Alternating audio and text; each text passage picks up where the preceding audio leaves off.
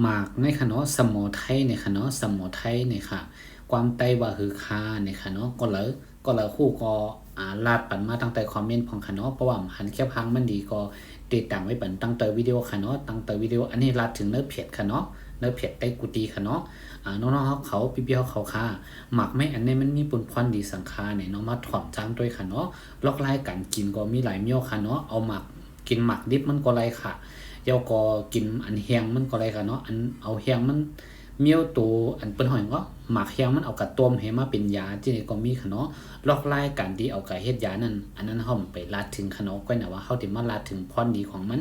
มีสังหลายนี่ค่ะเนาะข้อที่1ค่ะข้อที่1เนี่ยเอาล่องลีเนอร์ตัวเนอร์คิงออก8ค่ะเนาะล่องลีเนอร์ตัวเนอร์คิงออก8ค่ะเหมือนมันล้างเป็นสารพิษเนอร์ตัวเนอร์คิงค่ะเนาะข้อที่2ค่ะข้อที่2ก้นที่พายออกไปปอกครีมออกค่ะเนาะก้นที่ครีมออกคือต้องอิวต้องสัตตะเสคือ30 วันคีนึงปอกคืออันนี้จอยปันไรป้าค่ะเนาะหมักไม่ตัวนี้ค่ะเนาะแล้วก็ตัวที่3ค่ะข้อที่3เนาะข้อที่3ก็มันตีจอยให้เขาถ่ายง่ายภายง่ายขี้ง่ายค่ะเนาะยก็จอยเฮ็ดเธอก้นที่เป็นมีไข่ค่ะเนาะมีลมหนาวมีลมหนาวก้นที่มีลมหนาวก็จอยจอยเป็นเหมือนจังเป็นยาหนาวไรป้าเนี่ยค่ะเนาะตัวนี้ค่ะเนาะข้อที่3ค่ะเนาะมาข้อที่4ค่ะข้อที่4ก้นที่เป็นเสียงหับค่ะเนาะก้นที่เป็นเสียงหับมันอยู่ลีคือข้อเจี๊ยบคือจังได๋ค่ะเนาะจอยเป็นเกี่ยวกับเรื่องเสียงหับเสียงแหบนี่ค่ะมีเสียงจังได๋ค่ะเนาะข้อที่6ค่ะข้อที่6เกี่ยวเลยลอง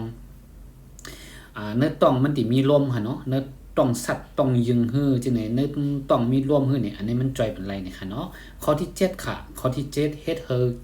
กินข้าวหวานค่ะเนาะเฮ็ดเฮอกินข้าวหวานค่ะเป็นยาแห้งในป่าค่ะเนาะเป็นยาแห้งในป่าค่ะข้อที่8ค่ะข้อที่8เนี่ยมันจ่อยเรื่องสังขารเนี่ยมันติจ่อยในเรื่องการล้างปันเนื้อลำไส้ค่ะล้างลำไส้ก้นเฮาค่ะเนาะเฮากินข้าวกว่าหูมื้อกูวันกินกูเจอกูเมียวก็ละเตียนยางกินน้ำมันใกล้ๆกินน้ำมันแคนดีล้างค่ะเนาะอันนี้มันติล้างจอยให้เธอกงใส่ก้นเฮานั่นค่ะเนาะผ่ามันนั่นค่ะเนาะเพราะว่ามันหมดเสดีก็เพราะเฮากินยาหังเข้ากาเนี่ยก็มันก็ติดหลุดไว้ค่ะเพราะว่าเพราะมันจึงกินข้าวกำไข่ขี้กำเดียวไข่กับพายอย่ากำเดียวลาซื่อๆเนาะความอันนี้นึงค่ะเพราะฉะนั้นน้องๆเขาพี่ๆเขาสติดีๆเหมือนจังว่าเนื้อกงใส่เฮานั้นมันบ่หมดเสดีนั่นขนาดเนาะเหมือนมันมีน้ำมันตาไว้ตั้งเนินขนาดเพราะว่าเฮากินอันเข้ากะปุ๊บเนี่ยติเต้ๆเฮากินหยังที่มันเป็นปุ่นควันดีเนี่ยมันติดหลุดเข้าเนื้อตัวเนื้อคิงเจอเฮาบนห้องก็เซลล์เนื้อตัวเนื้อคิงเฮาติเอากัดเจอกันเฮามันเป็นยกเป็นยางเนื้อตัวเพราะเฮากินกำอ่อนแอนกินกินข้าวย่ำกินข้าวยาวกำไข่คองน้ำไข่ขี้กำเดียวอันนั้นหมายถึงว่ามันหลุดหลีเฮาติได้ล่างเป็นกงไส้เนี่ยค่ะเนาะยาตัวนี้ค่ะเครปีค่ะเนาะชื่อของเครปีตัวนี้มันตีอยู่ไว้ในสมอไทยในตีอยู่ไว้ในตัวนี้ค่ะเนาะมันตีอยู่ไว้ในถงยาแนวค่ะเฮาติได้กะกินง่ายๆไว้ค่ะเนาะเอากะตั้งน้ำเดือดให้ก็เอาถงยามันปล่อยเสร็จตั้งในให้ในค่ะเนาะเจน้ำมันออกเสียงบ่เราเฮาอยากไปกินบ่ได้นอนค่ะเนาะอันนี้ง่ายๆไว้ค่ะดูได้กะเฮ็ดกินเฮามันหยาบว่าค่ะเนาะ